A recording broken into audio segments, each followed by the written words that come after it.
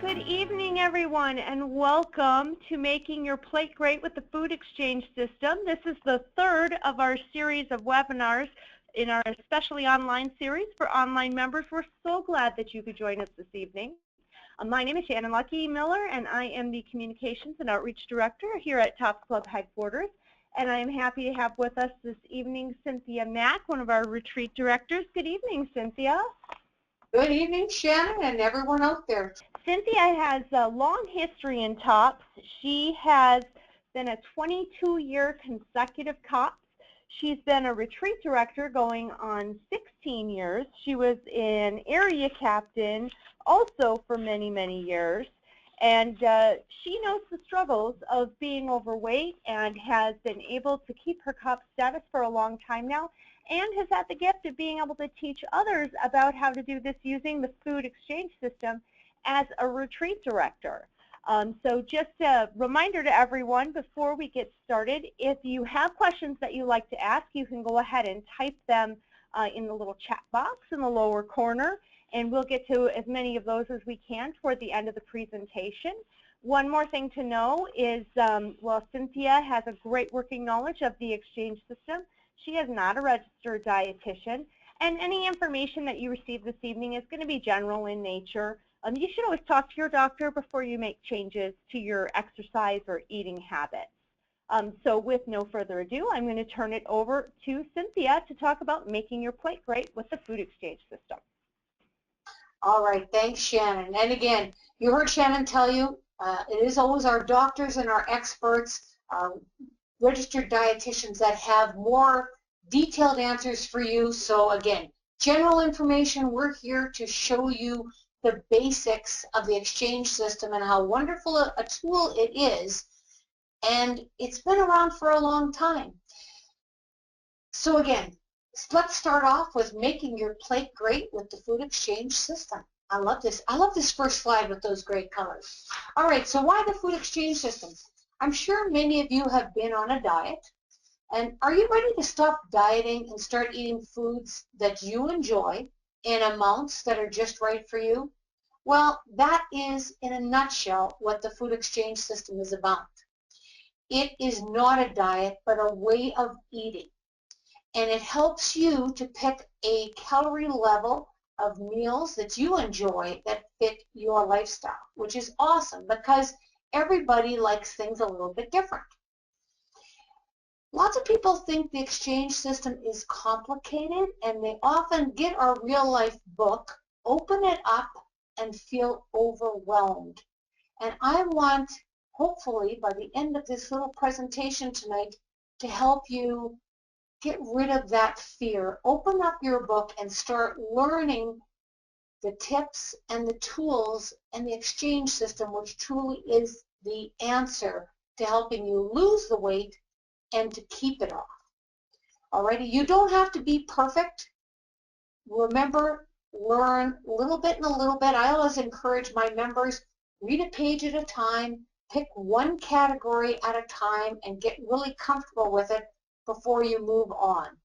And again, you want to look for lasting change, things that you can do in a year from today without even thinking about it, that are going to be helping you be successful. All right, let's just click here to the next one. So again, the exchange system started in 1950, and this is also in your real life book on page 37. Okay, so it was created by the American Diabetes Association, the Academy of Nutrition and Dietetics, and the United States Public Health Service. So again, all the people with some great backgrounds, and it's a proven way of eating that has been around again since 1950. They suggest that eating at appropriate intervals throughout the day is key to maintaining good blood sugar control and diabetes. So of course, you want to be eating, planned meals and balanced meals.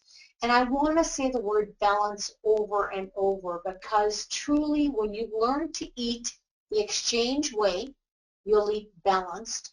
And what I've found at retreat is when retreatants eat balanced meals in the course of a 5-day retreat especially, they're not craving because their body is being nutritionally satisfied.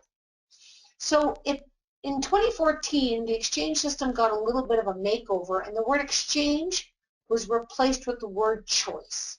So whether it's an exchange or a choice, they're interchangeable. Just so if you read some of the newer material that comes out of TOPS, they may talk about choice instead of exchange. It is all the same thing. And again, another group that changed, I mean, over the years we used to call it the bread exchange, then we more aptly named it the starch exchange. Well, now we don't just call it the meat and meat substitute, but we call it the protein exchange. So again, just making things, giving them a better label to better explain what they are. Okay, let's get out of here. All right, similar foods. Well, if you can learn there's 3 nutrients out there in the world, and all foods are comprised of one or a combination of those 3 nutrients. And if you want to look at this, again, it's on pages 38 and 39 in your real life book. Again, this is all parts of chapter 1 and 2, just so you know this. That's where we're getting this from. So again, 3 nutrients in combination is what makes up our food groups.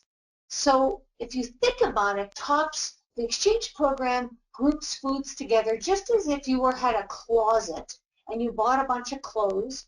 You would hang the shirts together because they look similar. They may be different colors, different sleeve lengths, but they're similar. And then pants or slacks, again, they could be different colors, but they're similar. And if it's a lady, you would have dresses or skirts. Again, they're not identical, but they're similar. That's what the exchange system is. Just like in this picture, it's showing you that whether you have the half of an English muffin or the rice or oatmeal in the bowl or the slice of bread, they're all about the same amount of calories. They're all starches. So they look different, but they're similar. Just like a dollar bill is the same value as 4 quarters or even 10 dimes, but they don't look the same. They have the same value. All right, so let's start off with that starch exchange. So you can also use the My Day One booklets, which includes mix and match starting menus, which are very similar to what you're going to see in this presentation. And again, it'll help you to build balanced meals. Remember that word, you want to eat balanced. The starch exchange is in your real life book on pages 41 to 43. So on those pages, you'll see multiple examples of what a starch exchange is. Whether it's starchy vegetables like peas and corn, or breads, buns, potatoes, sweet potatoes, rice. Okay, in Canada we say pasta, you say pasta. I now just call them noodles.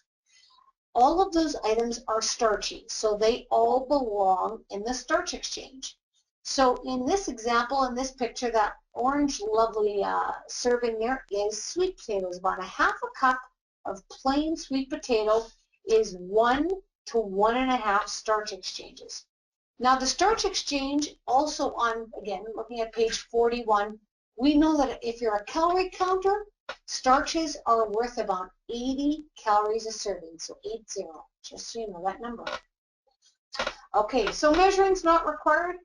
Well, you'll see here the tools of the trade are measuring cups, measuring spoons, and of course a good food scale. So instead of guessing at your portion sizes, accurately measure them and don't cheat your body out of the nutrition or overindulge on nutrition, because that doesn't work for you either. There's lots of ways to find portion visuals in chapter 2 of the real life book. So it gives you opportunities, and there's a whole section we'll talk about in a few minutes here about how to judge your plate and your serving sizes, so you don't have to carry those tools with you. But as you're learning, it's always a good thing to get comfortable with those tools, and don't be afraid to measure stuff. All right, so a half a cup of mashed sweet potato looks like about half an apple. So if you go to page 71 in your real life book, it talks about sizing things up, and this is where it shows you how to size up a starch. So again, page 71 in your real life book, and I'm just flipping the page, it shows you there also that a 1/3 cup of cooked pasta or noodles or rice looks like a lemon, and a 4-inch pancake looks like a CD or DVD. Again, lots of options there to start looking at everyday items and how they measure up. So starting off here with our plate, we're now going to put our sweet potatoes on that beautiful blue plate, and that's going to be our starch exchange. So that's a great start. But let's add some vegetables because we want to have some vegetables because, again, because that potato is starchy, it's not our vegetable, we need some veggies.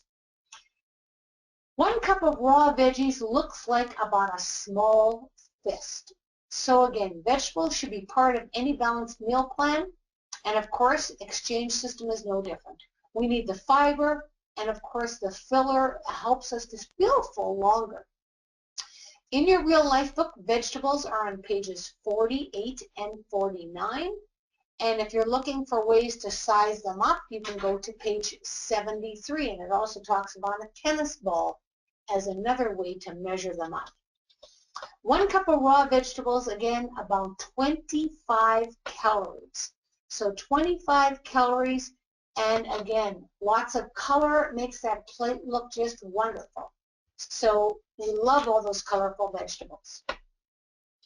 Again, the My Day one gives you other options, and back to pages 48 and 49, whether it's cauliflower or green beans, or look at those lovely peppers.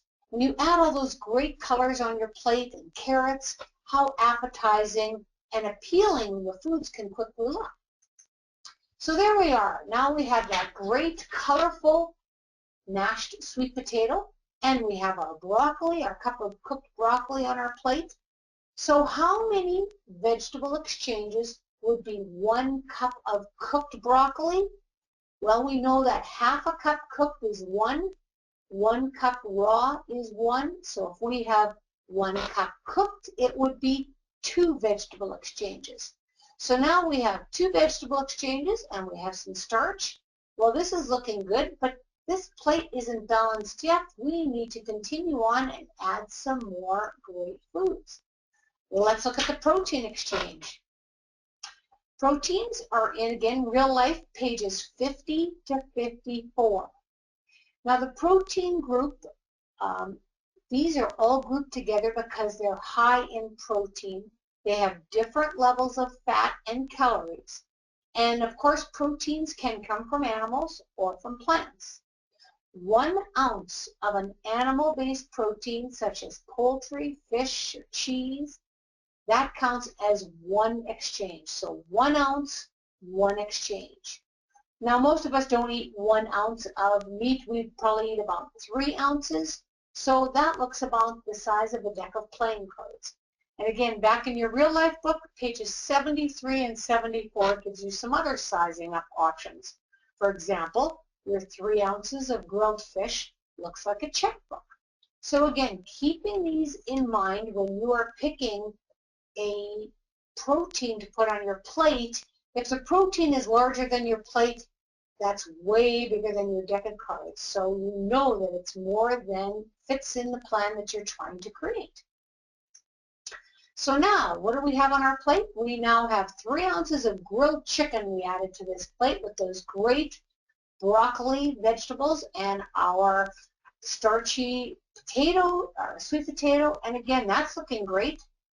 And so what if you don't like animal protein? What if you don't like to eat meat? So what are your alternatives? Well, there, of course, are vegetable or plant-based proteins. And on page 54 in your real life book are plant-based proteins like soy nuts, tempeh, tofu, lentils, hummus. So again, look at the book, and I like to remind people when they say, I don't eat meat or I don't like protein. Protein comes in lots of forms. So do your homework and learn, because you don't want to be protein deprived, because you need that. Protein has building blocks. Okay, so now what? Well, that next exchange is that fat exchange. And fat in moderation is awesome because it adds flavor, and we do need it for a healthy, balanced diet. The fats are in your real life book on pages 55 to 57. And what do they tell you? Here's some great examples for those of you that like avocado, or whether it's butter or margarine, mayonnaise or oils. They all fit in that fat exchange category. Now, when we're looking at that plate, thinking back to that sweet potato, the broccoli, the chicken, which fat might be a good choice for us to add into our meal and make it tasty? Well, maybe we could use that olive oil in that last picture there. And perhaps we saute our broccoli, or we saute our chicken in the olive oil. Perhaps we put a little bit of butter, a teaspoon of butter on our sweet potato. Again, you do need fats in your diet. You don't want to be cutting out too much, but you want to, again, measure it and exchange it out properly. Lots of other things people might want on even regular baked potatoes are things like salsa or non-salt spices. Looking for flavor is really an important thing, because when our food is boring or bland, I don't know about you, but then I'm soon craving for something tasty. So we want to keep our foods tasty. The free exchange, now this free exchange is anything in a serving size that's 20 or less than 20 calories. So the real life book on pages 58 to 60 gives you examples, everything from black coffee to ketchup to condiments to spices. Again, up to 20 calories, we call it free. What I do like to remind my retreatants is that nothing is free, so you do need to count it. Again, the real life book recommends about 3 free exchanges a day. And of course, when you do the math, 3 times 20, that's 60 calories. Well, if all of a sudden that 60 calories is 80, is 100, maybe those are those extra calories that you're just not quite counting. So even though they're free, they still do add up. And again, lots of options out there. Perhaps something from the free exchange might help you to satisfy a craving. And for example, on that sweet potato, a little dash of cinnamon might be that little extra spicy taste that you need. So there's ways to look for ways to make it tasty, and again, not add a lot of calories to it. And that's really what we want to be doing. So here we go with this great place. Your dinner plate has your mashed sweet potato, which is our starch. Again, we put a dash of cinnamon on it. Maybe we put a little bit of butter on it. Again, measured, about a teaspoon of butter would be 1 fat. We have our broccoli, which you might have sauteed in the olive oil. Maybe you just steamed it. You have the choice, and that's what this is about. You have your grilled chicken. To this, you may want to add in a cup of skim milk for a milk exchange. And the milk exchange is on pages 46 and 47 in your real life book. Maybe you want to add a free beverage, like a sparkling glass of water or with a twist of lemon in it, whatever might work for you. Again, if you don't like this, what's great with the exchange system is if you say, I don't really care for chicken, I'd rather have 3 ounces of beef or 3 ounces of pork, picking lean cuts, that's great. If you aren't a big fan of the broccoli, you could exchange it for some cauliflower, or maybe you want to mix it. It, again, when it sticks in the same category, picking a different vegetable from the vegetable category, a different starch, maybe you'd rather have rice on this plate instead of that sweet potato. It's about finding combinations of food that work for you and that you will feel satisfied and they're tasty. That's really what it's all about. Now, I don't know about you, but there's always room for something for a dessert. And what can we have for dessert? We can have some awesome, sensible fruit-type desserts. Fruits are on page 44 and 45. Now on this plate, doesn't that just look so appealing with those grapes put on those little skewer sticks? And they're fun. Right away you have something that's appealing visually And they're fun whether you froze them. Some people like the grapes frozen. Maybe you'd add some cantaloupe or some honeydew melon onto here, or some strawberries. But fruit makes a great sweet choice. And again, you're not having a bunch of refined foods like packaged cookies and cakes, which aren't bad, but they aren't as nutritionally sensible as they would be having some fruit for this. So again, here they call them grapesicles, and they froze the grapes for about 30 minutes and put them on some skewers to make it look kind of fun. So looking at this plate, including the dessert of those great-looking grapes, it's about 500 calories. And one thing nice about the exchange system is that if you're counting calories, the calories are counted. Because again, going back to your real life book, category by category, it tells you the calories for each exchange. So starting on page 41, starches are about 80 calories per serving. Fruit on page 44 is 60 calories per serving. Milk on page 46 is 100 to 160 calories, depending which kind of milk or yogurts that you pick. Then moving on to vegetables on page 48 are about 25 calories per serving. Meat and meat substitutes on page 50 are 45 to 100 calories per serving.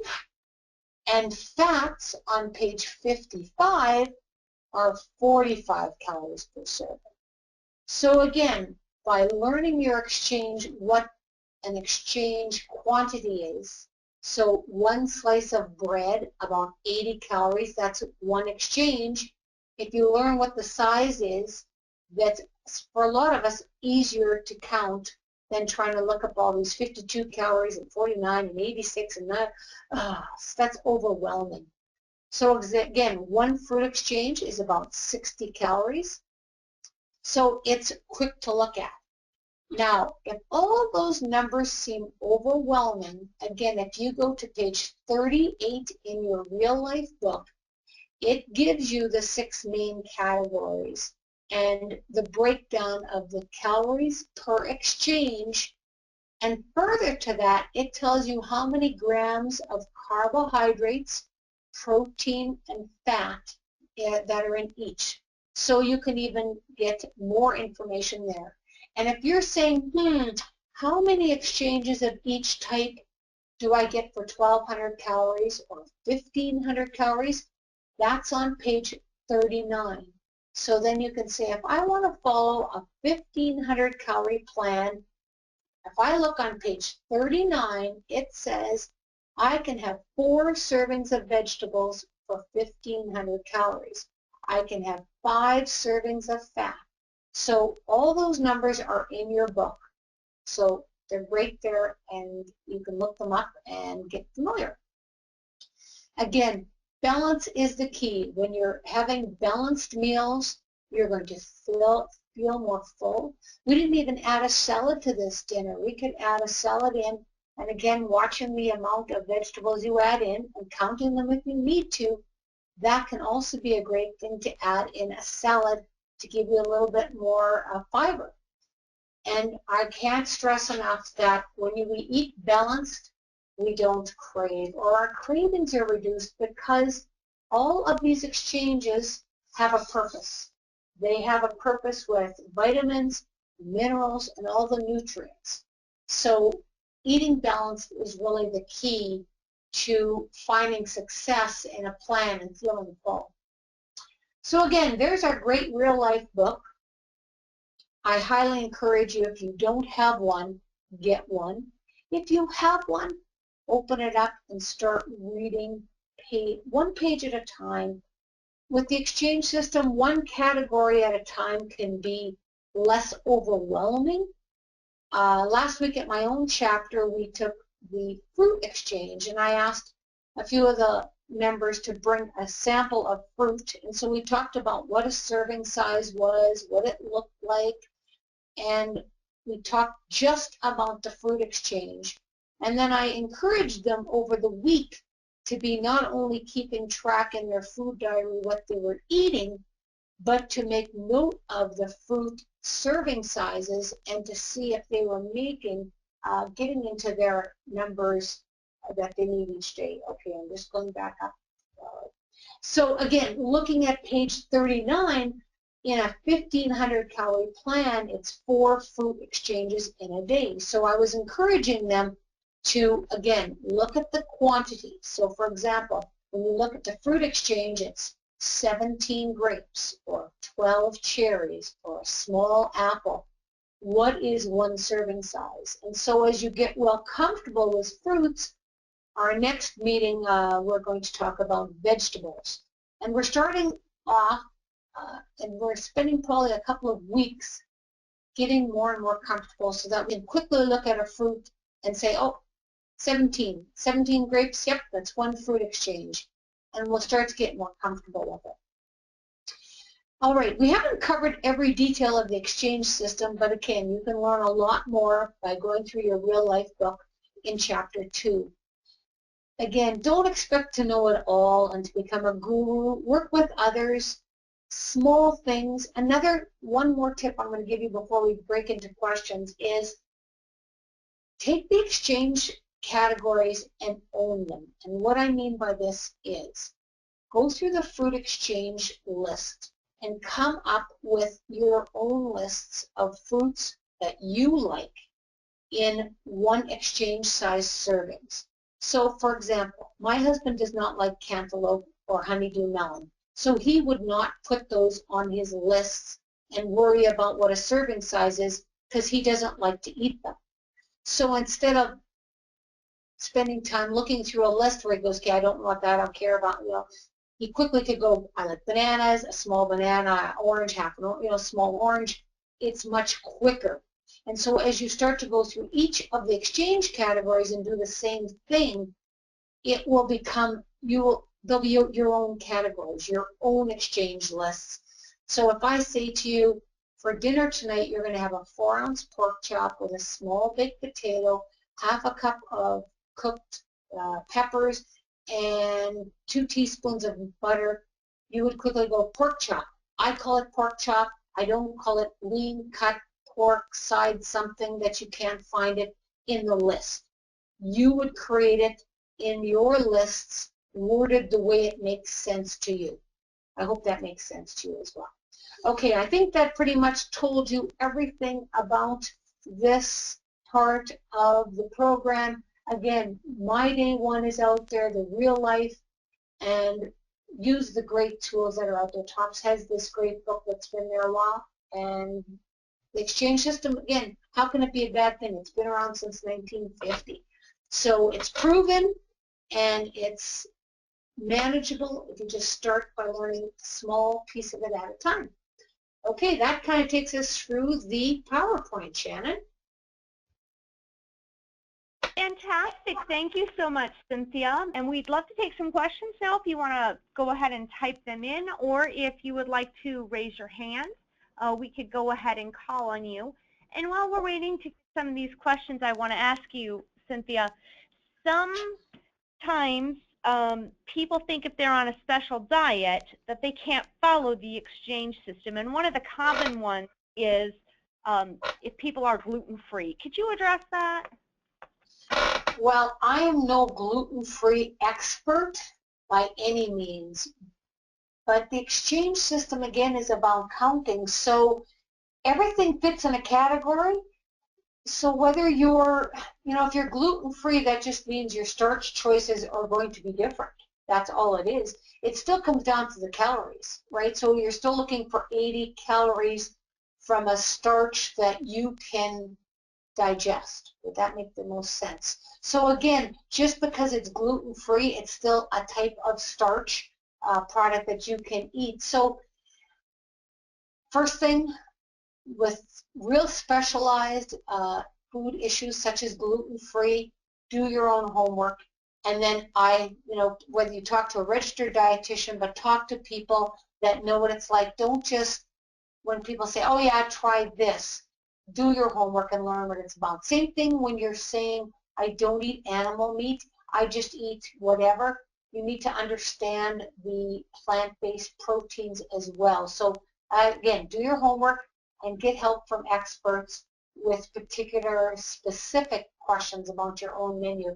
Again, so that you're not nutritionally deprived, because I like to say cravings are your body yelling out for vitamin A and vitamin B and calcium. Your head saying, it's been a bad day, I need chocolate.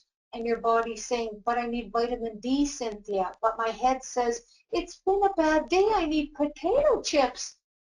So again, when we're eating out of whack, so again, educate yourself, I guess would be the bottom line. Okay, we have a couple of other questions here. Pauline wants to know, if you have a piece of bread with 110 calories, would that be 1.5 starches, or are the number of carbs more important than the calories?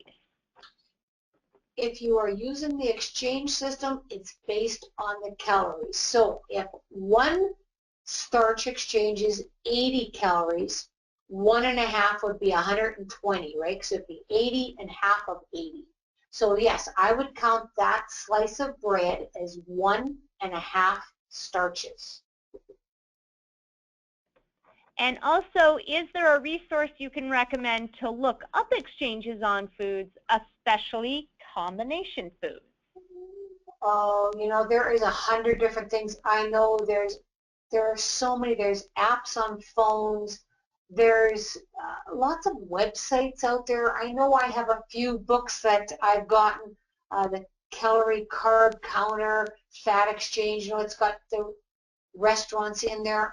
I can't say I found one that's better than others. There's lots of good ones out there. Um, Again, depending what your preference is. For lots of people that have quick access to phone apps, there are some great ones out there to try. But I personally can't tell you one that's better than another one. Okay. And also, of course, we do have a list of combination foods in the Real Life Guide. I believe that's one of the last combinations in that chapter that you were referencing previously. Yes, you are so correct, and that is actually on pages, starting about page 61, so no combinations is actually on page 65. So there is some other options in there, and more restaurants are giving you the breakdowns of their foods. And again, one more thing is I'll just reference back to that page 38 in your book will also help you with for example, a starch exchange has 15 grams of carbs, up to 3 grams of protein, and up to 1 gram of fat. So that explains how they arrive at the number 80. So that can be another little table there on page 38 that may help you when you're looking at labels or other foods to figure out where they fit. Sue is a vegetarian, and she says that she's on the 1,200 calorie diet, but it only she usually eats more than 2 servings of vegetables a day, and only 2 servings are allowed on 1,200 calories. So how does she account for her additional vegetable servings? Again, these are guidelines, so I will speak to something. A few years ago, I had contacted the TOPS dietitian about a member, for example, that was eating more than their 5 protein exchanges per day, but they were eating some lower calorie versions.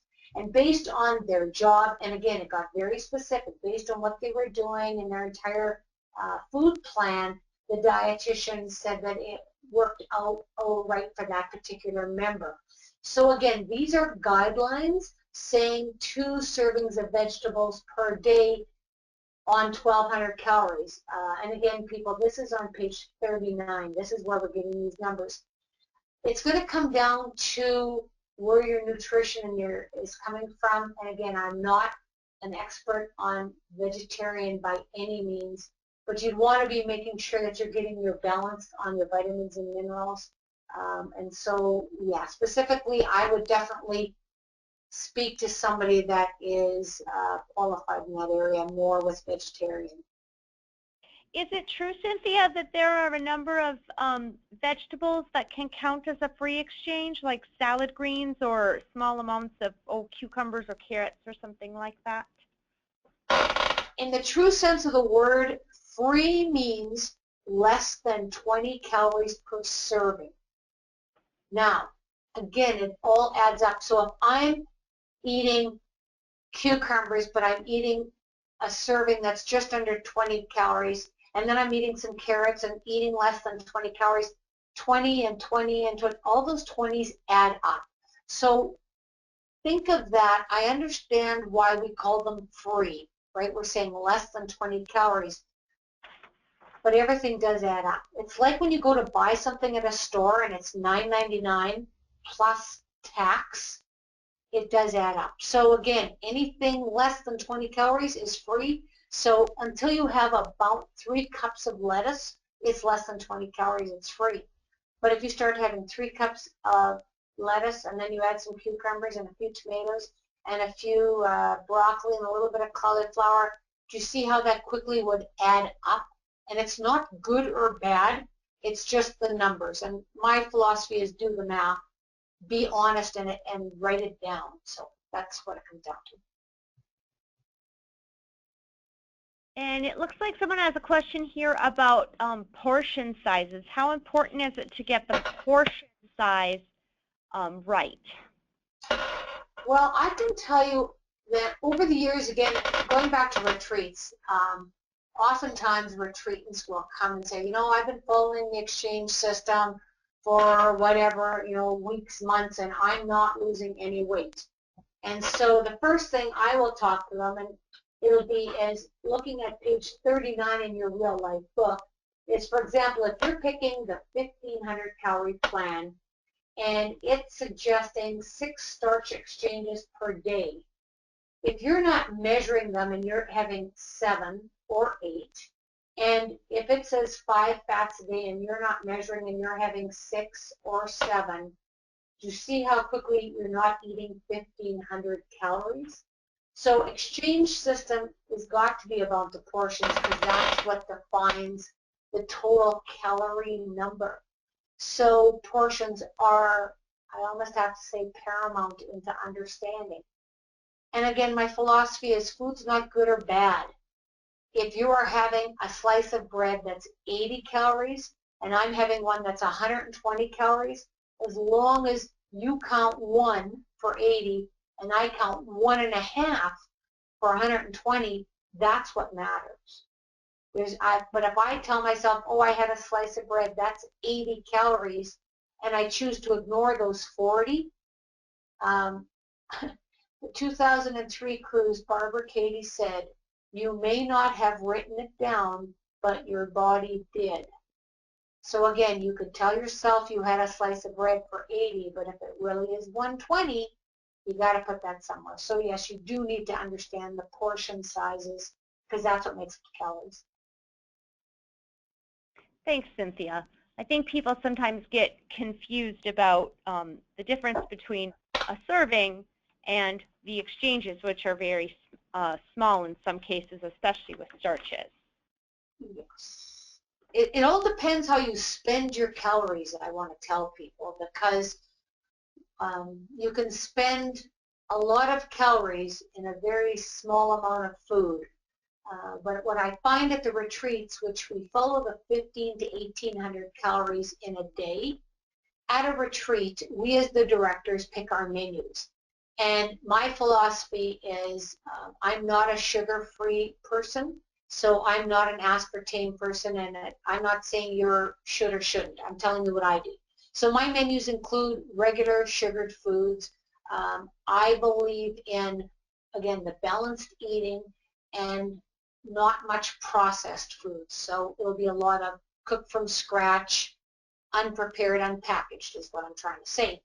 If you follow the menu, usually by about day 3, often retreatants are saying, can I not eat the salad today? Can I just give up some of the food? There is too much food. Because when you get away from the processing and you go to more unprocessed calories, 1,500 calories is a table full of food. But when we have something very dense, for example, a fast food burger, that could be 500 calories, and you can hold it in one hand and eat it in 4 or 5 bites. So again, it's about getting the best value for your calories. I think that's a perfect lead into Loretta's question. She says that this looks like a lot of cooking, and for herself, she lacks organizational skills.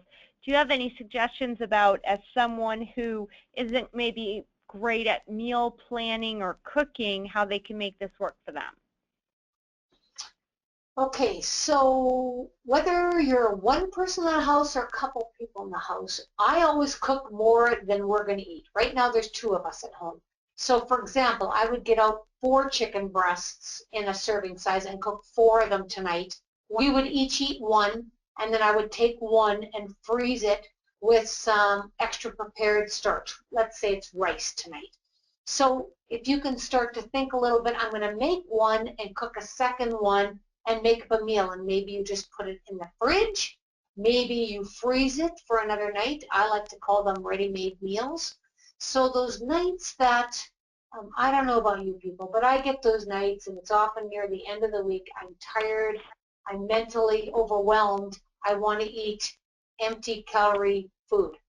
I can come home, go into my freezer, and there's maybe leftover. There was a roast beef dinner from 2 weeks ago in my freezer. There's roast beef with some potato, with some vegetable, maybe even a little bit of gravy on it, and I can reheat that in my microwave.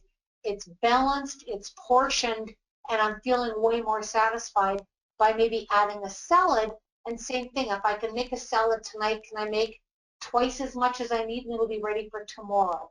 So yeah, it takes a little bit of planning. For those that are really time challenged, more and more of our grocery stores have the vegetables already chopped and bagged, ready to eat.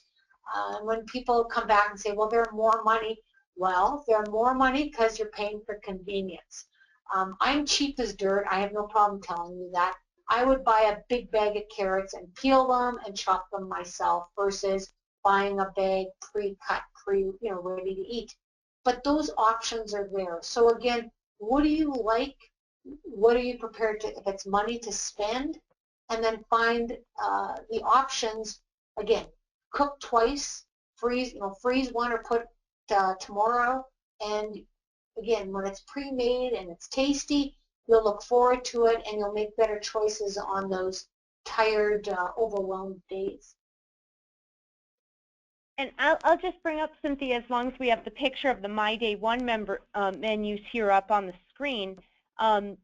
We only talked about a dinner plate tonight, but we do have breakfast and lunch plates. So there are things you could have, like a sandwich, for example, that you don't actually have to spend a long time cooking. And, there's nothing wrong with having a bowl of oatmeal. Like, really, you don't have to, or cold cereals. Just watch your labels on the cereals so that you're counting the appropriate amount of calories is what I'm getting at. So, you can eat cold cereal. You could have, a sandwich with some cold cuts, with some peanut butter on it, some raw veggies. If you're not a cooker, you don't want to cook something, lots of ways that you can make it.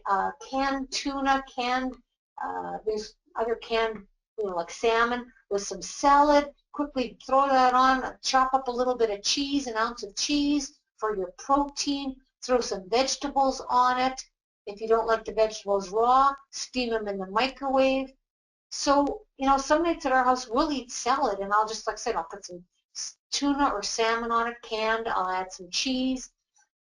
In order to get my extra fruits in, because I'm sometimes lazy, yes I am, I'll chop an apple on our salad, or tonight we had pineapple because we had a fresh pineapple that was just incredibly tasty. So we had pineapple, and there was some cucumbers, some carrot, just some plain old lettuce, nothing fancy, and right away it had that extra taste, it had the color, and it's fun. So there's ways, like I said, is to get your extra fruits in, for example, in a salad. So, and then there's soups too. You can get some of the vegetable type soups. Yes, you can have the fruit soups too. We get those on the cruises all the time. People eat the cold type of fruit soup. So there is other options that are very quick to make. Kim has a question. This is a great question. She says, I'm not diabetic, but is it okay to use the diabetic exchange that is sometimes shown in cookbooks? Well, again, going back to page 1 of this presentation, that's how the exchange system came about, was based on the diabetic. Nothing wrong with diabetic menu. I want to say quickly, again, at retreats, when I get diabetics, they'll come and they'll ask, can I get the menu in advance so that they can calculate the carbohydrates at each meal, right? So that they can better regulate their sugar. I sometimes jokingly, don't get me wrong, say we should all have to be diabetic, because then we would all pay more attention to our combinations and what it's doing to our blood sugars. So again, that is what the exchange system was based on. The American Diabetes Association was one of the key players back in 1950. So there is totally the balanced exchange way to eat. That's how it all came about. And that's how you'll often see it listed in cookbooks, as Kim was saying, but also sometimes you see diabetic exchanges listed under the nutrition facts on canned foods or packaged foods or frozen foods, and sometimes they'll call it exchanges and sometimes they'll call them diabetic exchanges. Exactly. And one great way to learn about the exchange system, and since we have a lull here where we don't have any more questions, I'll ask you, Cynthia, can you just talk a little bit about what happens at a TOPS retreat and how you teach the exchange system there? Okay, I'm going to talk about a 5-day retreat. Not that there's anything wrong with weekends. Weekends are very condensed, but I guess whether it's weekend or a 5-day one, is we spend time teaching you. In my case, I like to go through the book. We start on page 1 of the real life book, and I give you a highlighter and I help highlight some of the pages that people have never ever read. And it's things about, again, the history of the exchange system and some of this important information that we all seem to gloss over. My tagline again is do the math. I'm all about the numbers. I'm about figuring out, and in our real life book, there's ways when people say to me, how many calories should I eat a day? How many carbs should I eat a day? All of that information is in the real life book, but most of us are so busy out buying other books, we miss that. So again, I'll be pointing out all these great bits of information that are in the book. So then again, at the retreat, so our meals are based on the exchange system, 15 to 1,800 calories per day. So each meal we talk about what we ate and how to mark it on our exchange form and the categories it fits in and why.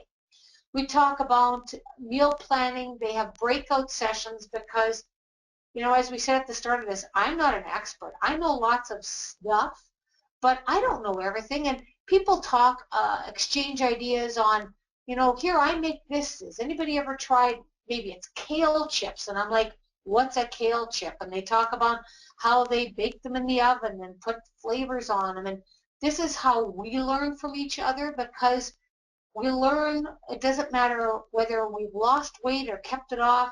We all learn things, and we have different great ideas to share, which is what I really love about retreats.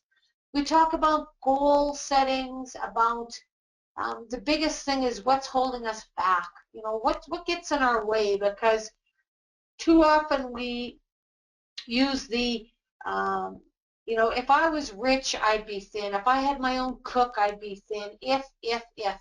Well, a lot of people out in the world have all those things, and they still come down to we're the ones that have to do it. And I always ask people, why is it so hard for you to lose weight and you think it's not for me? Like, why? Why do you think? And that is something I encourage people to sit down and really stop and think about it when they say, it's hard to lose weight. And can you change the things that you feel are making it hard? On the flip side, as a COPS, same thing. Why is it hard to keep our weight off? Well, I can tell you the weeks I'm lazy and I don't pay attention to my serving sizes, I'm lax on my water drinking and I'm sitting too much, darn straight it's tough to keep my COP status. So again, it's about choices. Like I said, it was called exchanges, now we're calling them all choices. we all have the ability to make choices. And so the other great thing at retreats is we have opportunity for our cops to share their stories, and you just never know who's going to say the words that are going to change your path. So I guess I love the retreat program because, again, it's an opportunity to share the exchange program with people and seeing the light bulb going on when they go, oh, I think I finally get it. I don't know it all, but I'm getting it. And that's the thing, is keep learning every day. And when you think you know it all, go back and reread a page, because I still get out my book and go, just a minute, I think I better look that quantity up again. You know, I think my eyes are getting bigger than my measuring cup. Get out my measuring cup again.